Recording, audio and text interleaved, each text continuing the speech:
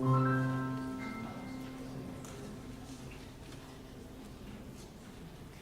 afternoon. Welcome to the Unitarian Universalist Church of Greensboro. We are gathered to mourn the death and celebrate the life of Myra Anne Dean in accordance with her wishes. I'm the Reverend Sadie Lansdale, and I'm the minister of this congregation. Unitarian Universalists believe that each person has a trustworthy relationship with the Spirit, with the Holy, with the source of all life, with what some call God, though we name it and know it differently from one another. And we believe that because we're all interconnected, no one's free until we all are free. So we strive to create beloved community here on earth, in our fellowship with one another, and in our work for justice. Whether today is your first or your 1,000th time in our midst, we are stronger because you are here. We are one people of many beliefs, many origins, sexualities, and genders. We are all growing, all learning, and all loved. You're invited to join Myra Anne's family for refreshments after the service. And at this time, you may take out your cell phones and make sure they're on silent.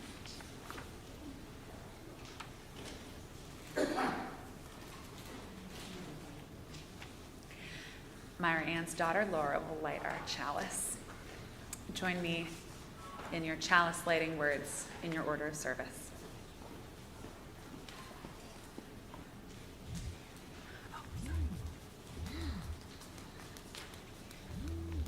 We light this chalice, symbol of our Unitarian Universalist faith, to remind us to connect in spirituality and service, to care for each other in the world, and to create loving community.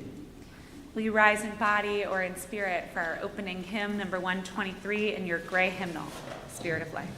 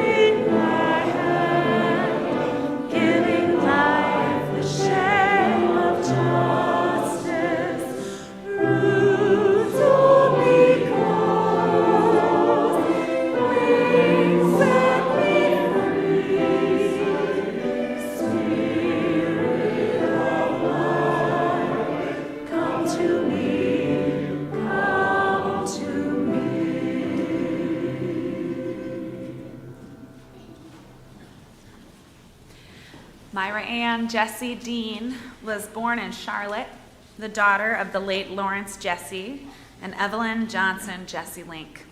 She's survived by her sister Nancy, her daughter Laura Moore, son-in-law Jonathan Moore, and her grandchildren Jack and Lola.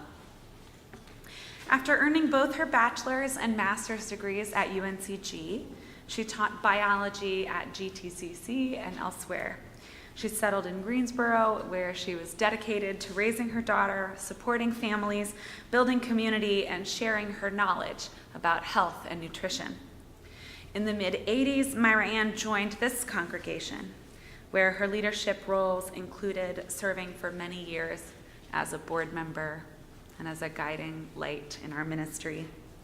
Her public health career included 15 years at the North Carolina Lung Association until 2000, when she resigned from her role as executive director and went on to serve as a field director for the U.S. Census Bureau and a nutrition educator for the Peace Corps in Suriname from 2006 to 2010.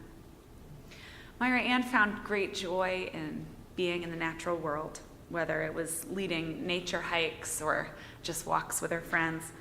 She was a founding member of College Hill Child Care Co-op, a Girl Scout leader, and an advocate for social justice, feminist causes, and nature conservation. She treasured time with her grandchildren, and she loved being able to be supportive to them as well as to her daughter and her son-in-law. Even as her time in Greensboro diminished, she stayed in contact with several friends and looked forward to reconnecting with us and with her friends in town whenever possible. She was skilled in textile crafts, always crocheting or embroidering something lovely. And after her daughter Laura's family moved to Baltimore, Myra Anne's extended visits eventually resulted in her relocating there. She died surrounded by their loving care. Woven into this service will be your words of memory and music in her honor, celebrating the lessons of a life well lived. As we reflect today, be reminded of these three things from Myra Anne.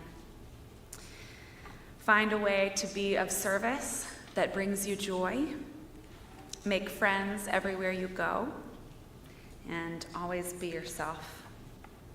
And I think she told you to email us, always arrive 15 minutes late. Always be someone's 15-minute delay. Amazing. And always be someone's 15-minute delay. You know, life's too short to be on time. Sharon Francis will give our reading.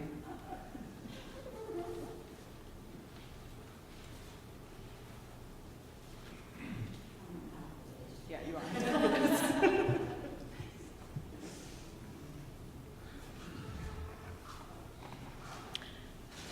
The Peace of Wild Things by Wendell Berry.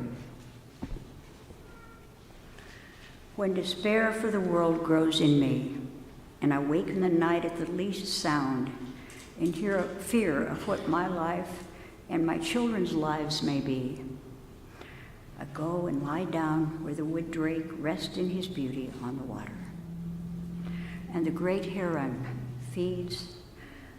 I come into the peace of wild things, who do not tax their lives with forethought or grief. I come into the presence of still water, and I feel above me the day-blind stars, waiting with their light. For a time, I rest in the grace of the world, and I am free.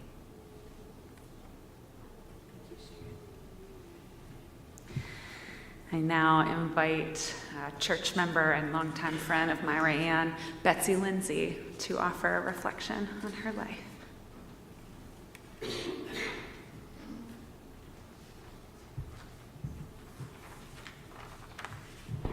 Hi, everyone. I first met Myra Anne in the early 2000s when we both served on the church board of trustees. I'd only been a member for a few years, but Myra Anne had been a member for quite a while at that point. As board newbies, we bonded as we tried to find our way toward being effective board members. Through that experience, I learned that Myra Anne was a quiet, thoughtful person, a careful listener, and a critical thinker. She spoke and acted out of integrity, and when she spoke, folks were eager to hear what she had to say. After our board terms ended, we remained close, even participating in a women's book group together. As Myra Anne began thinking about joining the Peace Corps and engaging in what turned out to be a fairly onerous process, not being in the Peace Corps, but trying to get accepted into the Peace Corps, she shared her frustrations with me. What I learned about Myra Anne during that time was her persistence. She was determined to join the Peace Corps no matter how many potential obstacles were put in her way. In the end, she prevailed and was accepted. She gave up her apartment, put her possessions in storage, and moved in with me for several weeks before she left. So I had a chance to share in her excitement about the upcoming adventure. Once she was in Suriname, we stayed in touch as best we could, given the distance and poor communication. Occasionally, we'd be able to talk on the telephone if we made an appointment.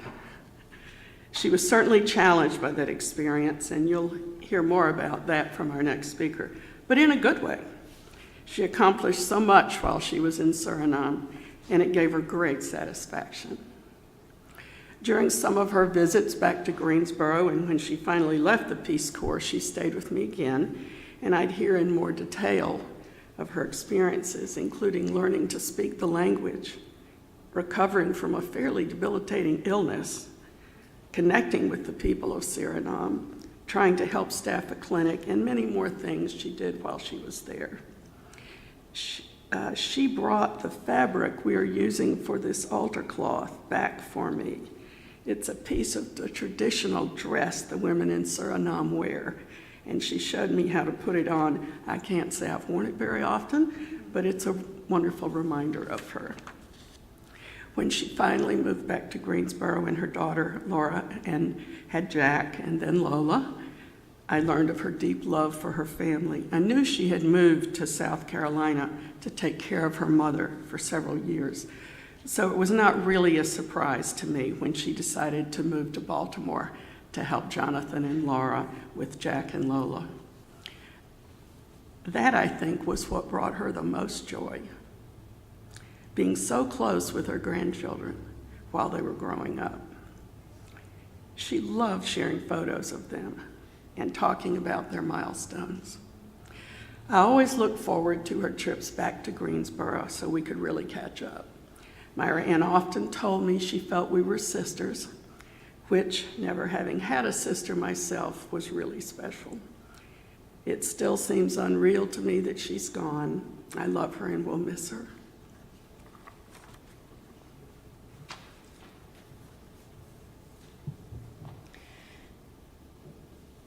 I invite Loren Ahern forward to share her reflections on Myra Anne's life.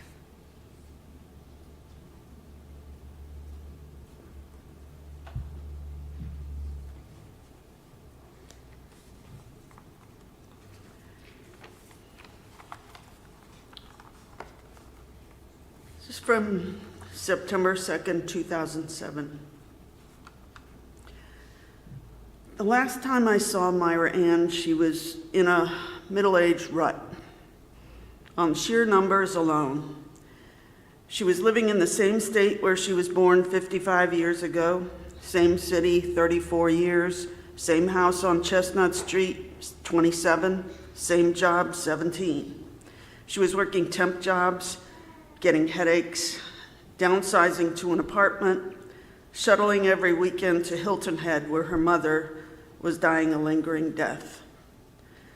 Then one gray December afternoon in 2005, she called, but not with news I was expecting.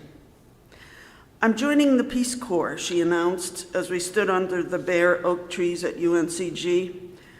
"I don't know where I'll be assigned, but I leave next spring." The next time I saw her was last week at Starbucks on Battleground. She came home for daughter Laura's wedding. She was tan. She'd gotten younger. "You know how I got these muscles?" she said, rolling up a sleeve over her bicep. "Laundry. I do my wash in a bucket. I ride my bicycle 2 miles a day past a fishing community. I eat brown rice and buy vegetables from people who grew them." The Peace Corps had taken her to Suriname. It's a small country above Brazil where they speak Dutch and mix influences from Javanese to Creole to Maroon. She did blood pressure screenings, taught nutrition, helped convert an abandoned hospital wing for labor and delivery. It was different. In the coastal capital, they drive on the left, but in the interior rainforest, where she spent 15 months at that point, there are no roads at all. She got there via a 4-hour trip in a flat, narrow boat. It's so hot that sweat runs in your eyes, so humid that a pair of shoes not worn for a day sprouts mold. Myra Anne slowed down. She breathed in the air and saw things. Rare scarlet-road ibis birds, leatherback turtles. Women in the village pounded out bread called cassava and wore costumes for the National Slavery Emancipation Day called Keti Koti, translated as "the chain is cut." And we've heard stories of midlife reinvention. A reporter quit the paper to join a mission in Haiti. A Habitat friend taught English in Mongolia. Even my doctor turned 50 and chucked it all to deliver babies in Oaxaca, Mexico. But here's the thing about Myra Anne. She's always told the middle part of the story, the part where one resolves to cut the chain. For her, that was at a Miami hotel, her Peace Corps staging area. A friend dropped her off with 3 pieces of luggage. "If I call your cell," Myra Anne told the friend, "you have to promise to come back and get me, no matter how close you are to North Carolina." She never made the call.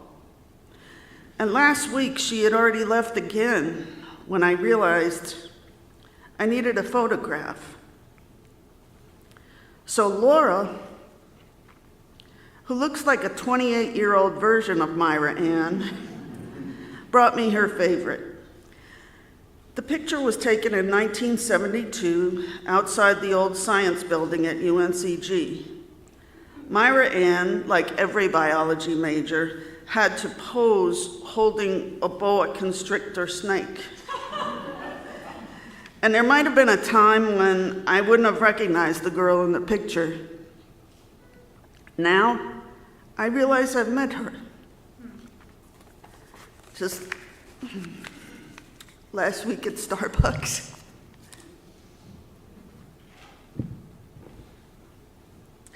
Thank you, Lorraine. I now invite Kwame Cannon forward to share his reflections on Myra Anne.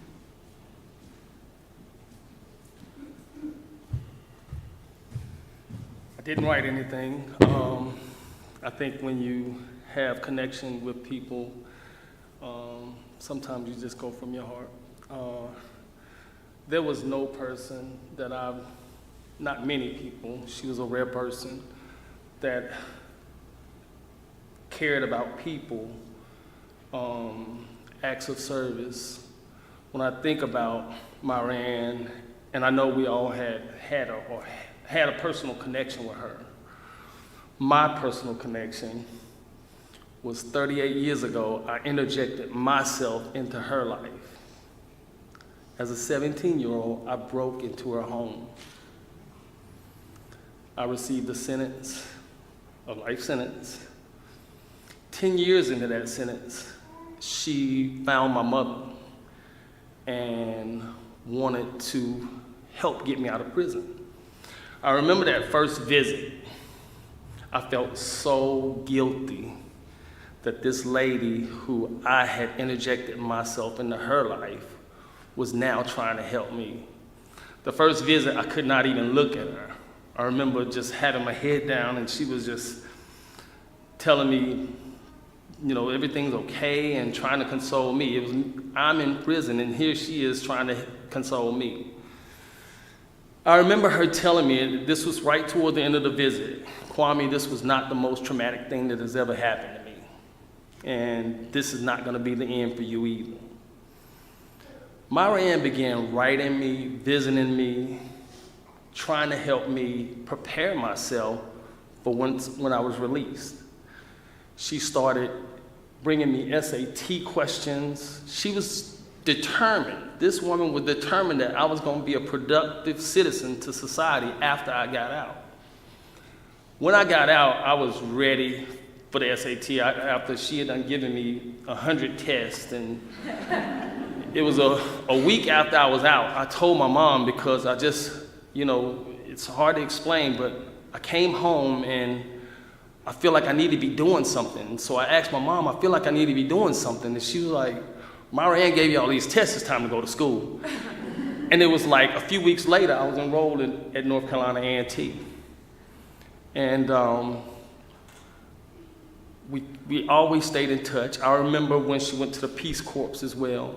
But that was her spirit. Her spirit was, even when something had been done wrong by her, she was still able to overcome that and try to find the good in that person or that situation.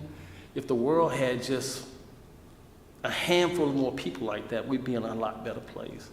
I miss Myra Anne, and I miss that spirit.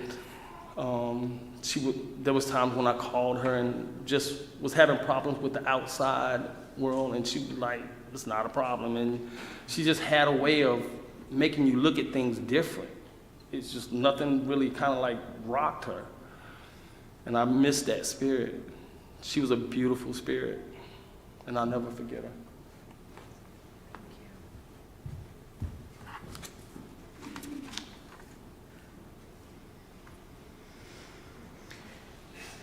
In Myra Ann's honor, Steve and Suzanne Andrews will sing the Garden Song, and you're invited to sing along. The lyrics are in your order of service.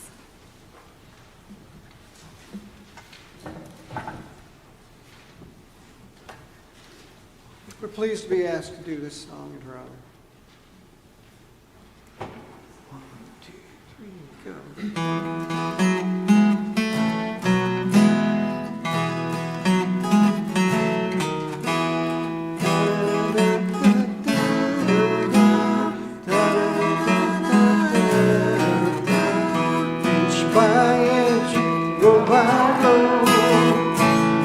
Make this garden bloom.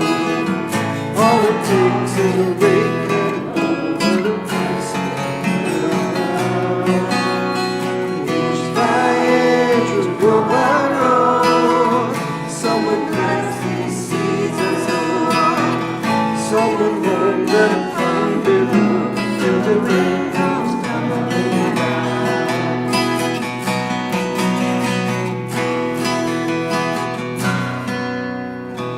In reeds and thick and stones, man is made of dreams and bones. Feel the day grow my own, because the time is close at hand.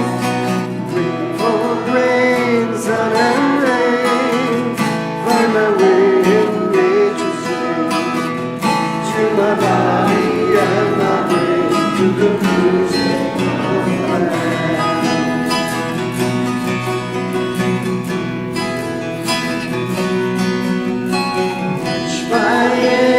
Row by row, gonna make this garden grow. All it takes is a great handful and a piece of ground. Inch by inch, row by row, someone bless these seeds I sow. Someone hold them thank you, Lord, till the rain comes tumbling down.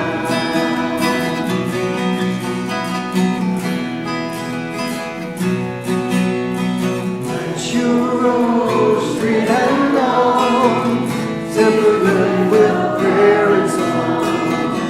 Mother Earth will make you strong. You give her loving care. Lord, you come to me.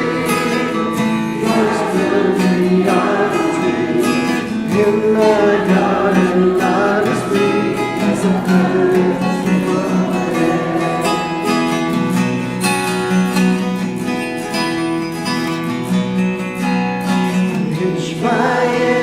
Row by row,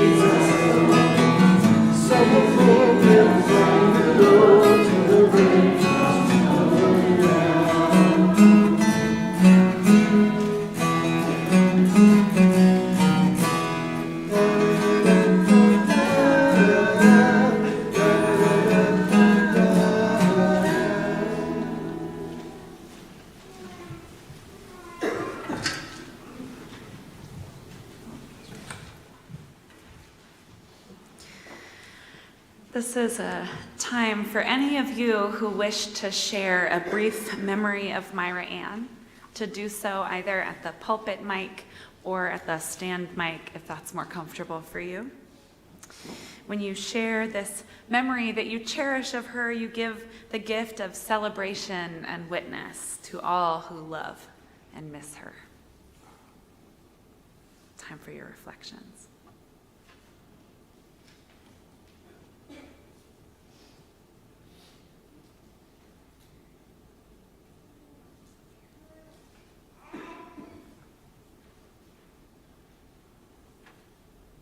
Laura, thank you.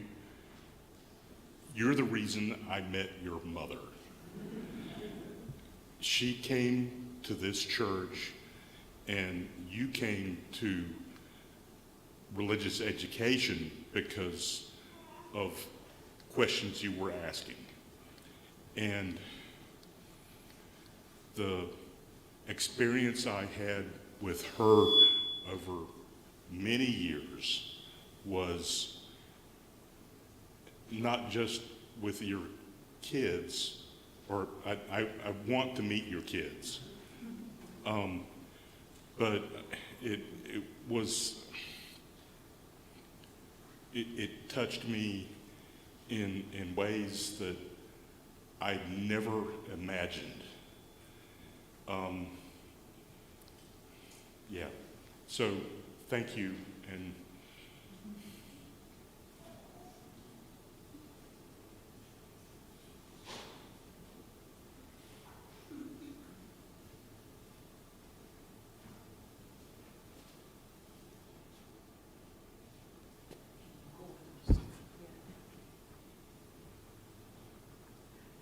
Myra Anne and I met because Laura and my daughter were in elementary school together. And just meeting her was a great pleasure. I had not been in Greensboro long, and she was an outstanding example of the people I like to meet. Years and years and years later, we worked together at measurement, scoring end of school tests together, and quickly rebonded. We both had lung problems.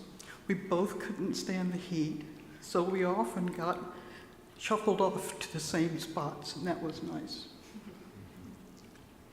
When my daughter, Athena, was pregnant with my grandchild,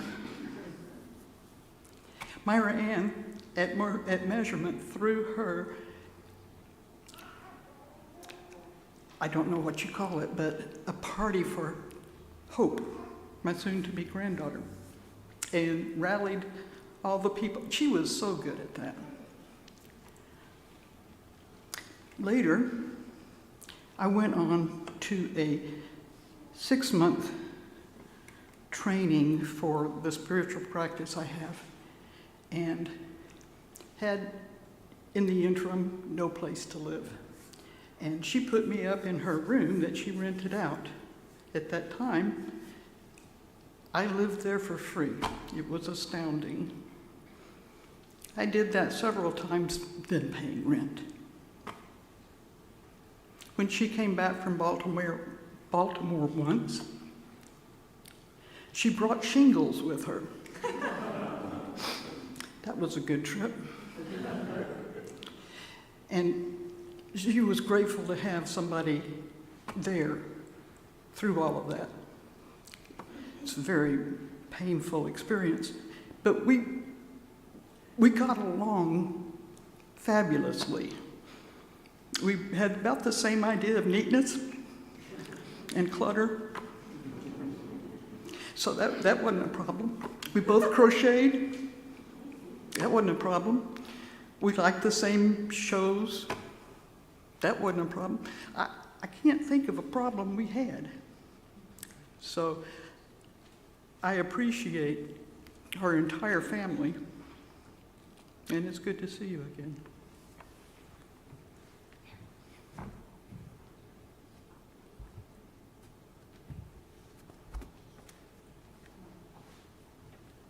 Okay, you're next.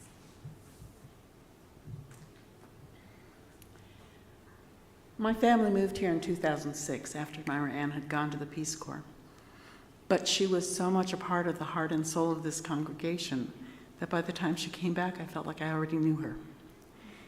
It was wonderful to get to know her in person. Her last few years here, she and I did a lot of walking together, mostly between 2 and 4 miles. One week we decided to push ourselves and see what our limit was, so we walked from Strawberry Road to my house, which is by Country Park. It's about 7.5 miles, and that's how we discovered that our limit was about 6.5 miles. So.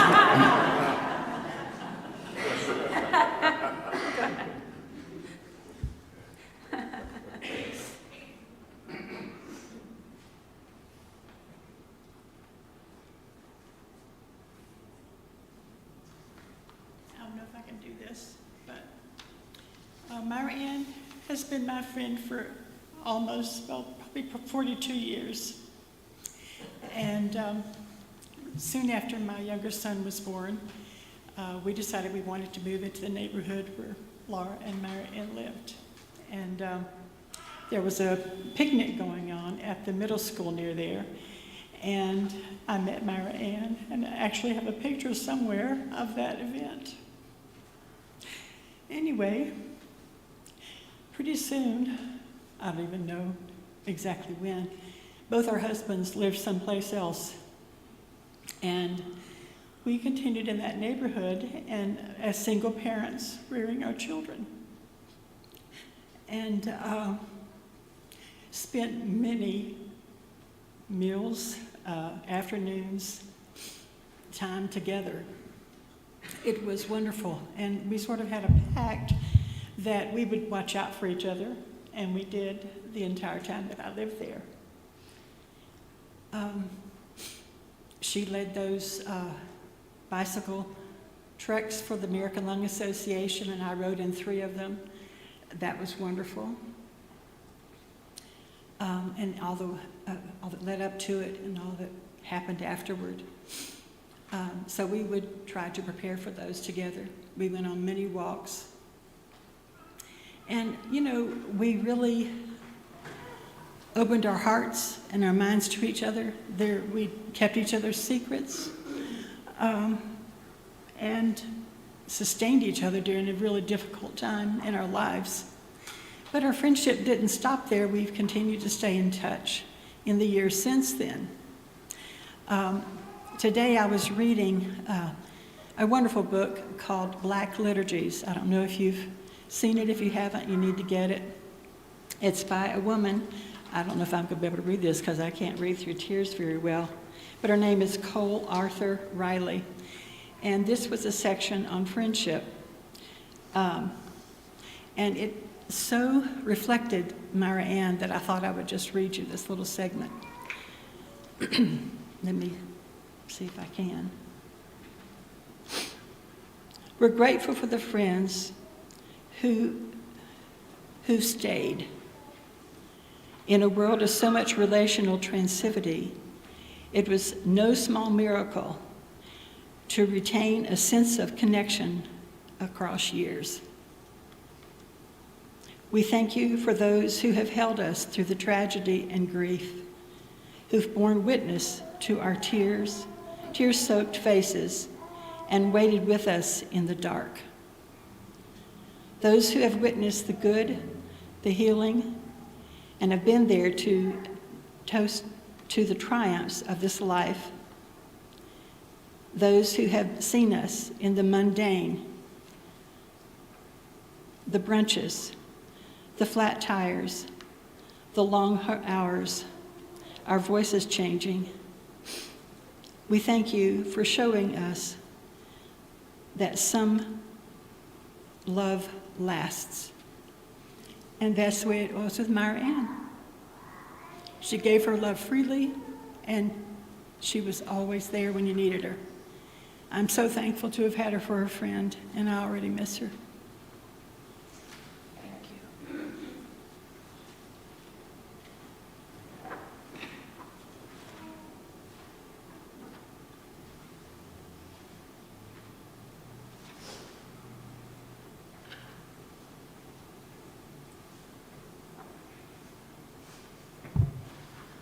Hey everyone, my name's Usman, and Myra knew me long before I knew her, especially because I met my mom through, I met Myra through my mother, Hafiza, and long story short, I was born here in Greensboro and didn't necessarily grow up here, but I got a chance to meet Myra once I came back, and she was a really good friend to me, and when I look back, I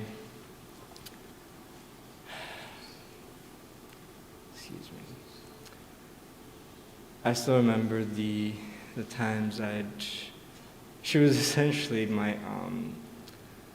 my escape in a sense, because at the time I wasn't in the best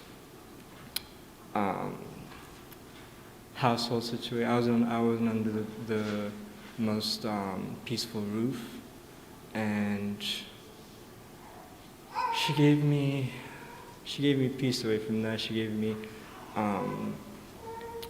beautiful adventures, beautiful stories about her adventures and the Peace Corps, and really it was just there for me and my mother when, in a sense, when I look back and think about it, I feel like you'd think most people, you'd think most people wouldn't need to be, but she was there when no one else really was, in a sense, and we were pretty much on our own, so, well, I've lost my train of thought. Well, it was lovely to meet her, and still miss her.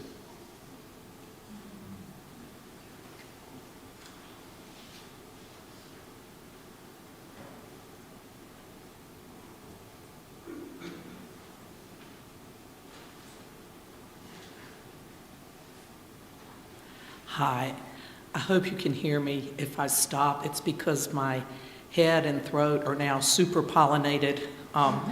But my name is Barbara Busher, and I was in Myra Ann's graduating high school class, along with our friend Connie Harris back there waving her hand, yes. And for a few decades, I didn't have a whole lot of contact with Myra Anne. She gave me a little square white candle with a pink footprint on it when Laura was born. And I know that she had that same kind of joy around Lola and Jack. So her family was so important to her. We had the occasional lunch together when she was working for the Lung Association, but I don't know how long ago, 8 years? I don't know.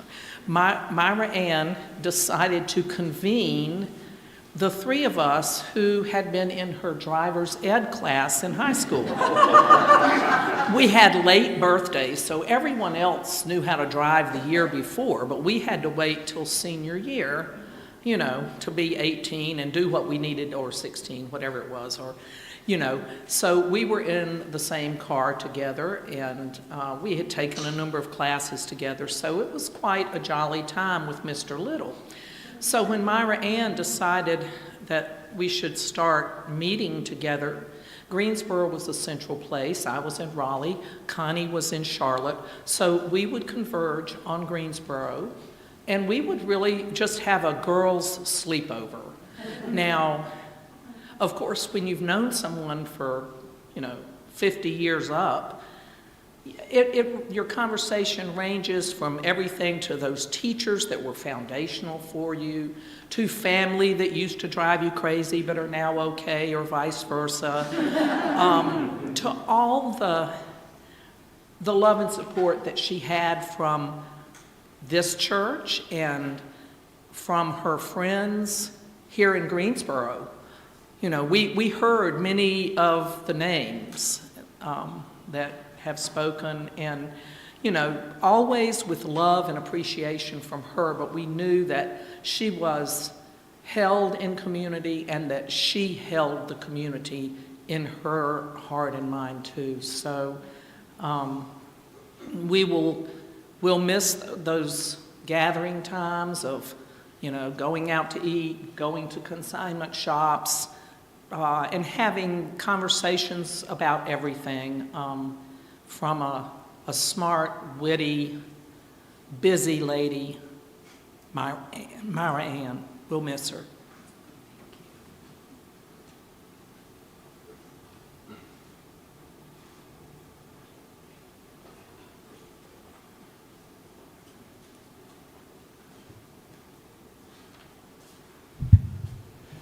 I wrote a bunch of stuff, but I don't even have it with me. Reflecting on what a wonderful friend and neighbor Myra Anne was for me. I knew her from church. I knew her from Measurement Incorporated, where we both worked. And I knew her a little bit when she was going into the Peace Corps. After she came back from the Peace Corps, I get a call one day, and she said, always smiling, "Hi, Sharon, this is Myra Anne." Her smile was in her voice. "Hi, Myra Anne. Well, where do you live?" Turned out she was my neighbor. She lived in a building next to me. And that was the beginning of 8 years of just having a wonderful neighbor who was always there for me. I must say at the beginning I was a little nervous because Myra Anne has always been such a very deliberate, impeccable, polished kind of a person, and me not so much. So I was like, I don't know, you know, what if she comes and looks at my housekeeping? I don't know. But of course that didn't happen. She was very accepting. Turns out we were both a little bit of we liked to collect things, and we'd have things, and we became very comfortable with one another. And we shared so many memories and reflections on our walks about church, our job, our families, our friends, our neighbors. Myra Anne was always trying to organize something. She even talked our landlady into getting a picnic table because she always thought that we would have these neighborhood gatherings at our apartment complex. She organized at least one shower at Measurement for someone who's having a baby. She was always trying to build community. That was just so much a part of who she was. When we first started walking, she liked to plan, and I'm a bit spontaneous. And she would say to me, "Now, you know I'm a planner. I'm working on it. But, you know, we talked about this." So I got to her. I knew that we had to have kind of a range so she would know what to expect and everything. But she told me she was working on being more spontaneous. And she said more courageous, but I can't think of anybody more courageous than Myra Anne when I think of all the things she did and the way she stood up for people. And if she thought something was right, she stood up to people in her quiet, deliberate way. And I learned so much from her, not only in our walks, she would point out wildflowers. We always watched for the blue heron, and we watched where it was going along our walks. We would always go look at the turtles in Buffalo Creek. That was a big event. And we would, you know, just try to teach each other things. And I think that we both grew from the exchange of information, personality, and just always being there for each other, to give each other a ride, to borrow a pair of earrings if you needed one, to tell each other, "Hey, you know, don't wear that to the job interview. She told me once, don't roll up your sleeves for a job interview. It makes you look too casual." I miss Myra Ann being my neighbor. We continued our friendship by phone and through visits over the years. I will say, one thing kind of an odd thing, but I always thought it was kind of amusing. Myra Ann had never been to a bar. Maybe she went once in college. Right before she moved away from Greensboro, I told her, Myra Ann, I'm taking you to a bar once in your life. She got some kind of a pineapple thing with rum in it, I don't know. That's all. I don't need to ever go to a bar again. But she was a dear friend, and she really touched my life and the life of many others, and it was a great privilege to have her walk with me. Thank you, Sherry.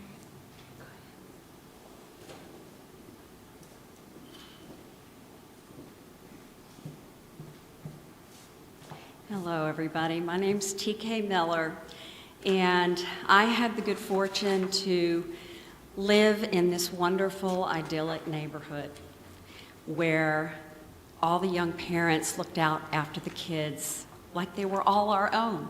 If someone got into trouble or there was a crazy person walking through the neighborhood, as sometimes there were, our kids would always know that they could knock on a door and know that person that would answer by first name and go, "Can I come in? That person looks scary to me."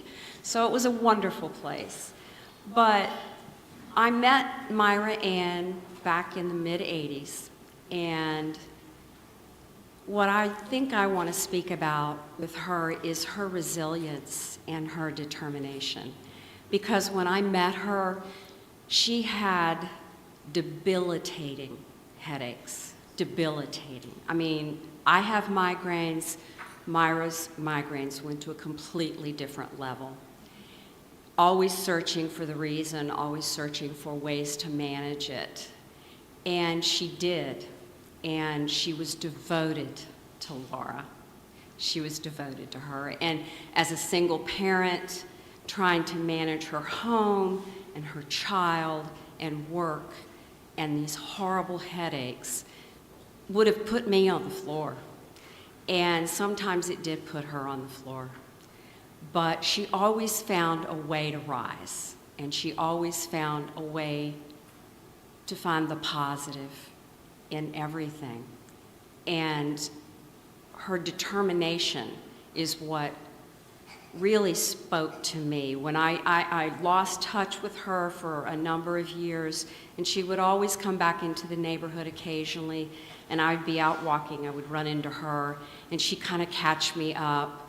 And this was in the midst of her Peace Corps time. And after I spoke to her, it was like the difference between the struggle she went through as a young woman and her ability to go out of her comfort zone and do something for community that was so important.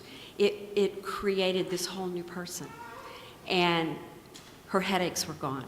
And she looked, as someone said earlier, 10, 15 years younger. She was able to find the joy in all of the challenges that she had to go through in life. And for me, that was a huge lesson. So I count myself blessed to have known her. And I'll miss her.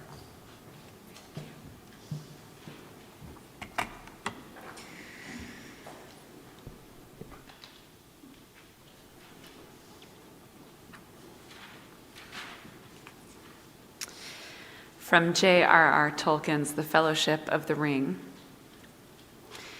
"I wish it need not have happened in my time," said Frodo. "So do I," said Gandalf, "and so do all who live to see such times. But that's not for them to decide. All that we have to decide is what to do with the time that is given us." Thank you all for sharing your reflections of how Myra Ann spent the time that was given her. We've heard that she was loved and loving, courageous and devoted, quiet and powerful, principled and adventurous. And it's such a joy and a privilege to share these memories of her and to hear them with one another.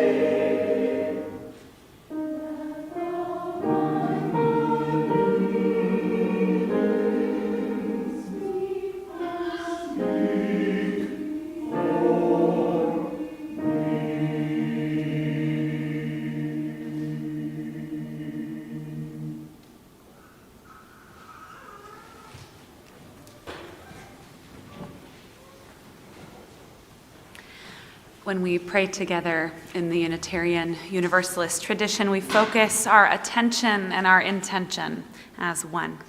We use many names for the divine, for God, the spirit of life, whatever is beyond us and within us, the great mystery of which we are a part. Will you pray with me? Spirit of life and love, source of all. We gather together, hushed in wonder at the marvel of life, the pain of loss, and the enduring power of love. When someone we love dies, we are brought face to face with this truth. We do not know when death comes for us. We are reduced, stripped of our illusions of control or independence. Our powers of prediction turn to ash before us, and we are humbled by sorrow. Spirit of life, we know you in the connections among us and beyond us, in silence and in song, on earth and in the stars. When we grieve, may we turn toward one another rather than away. When we cry, may we allow our tears to bless the ground. When we grow weary, may we find rest. And may we never stop sharing stories.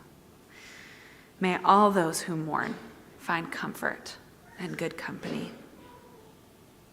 We ask these things especially for Myra Anne's family, for all of us, for those we love, and for those we do not yet love. Amen. Join me to extinguish our chalice.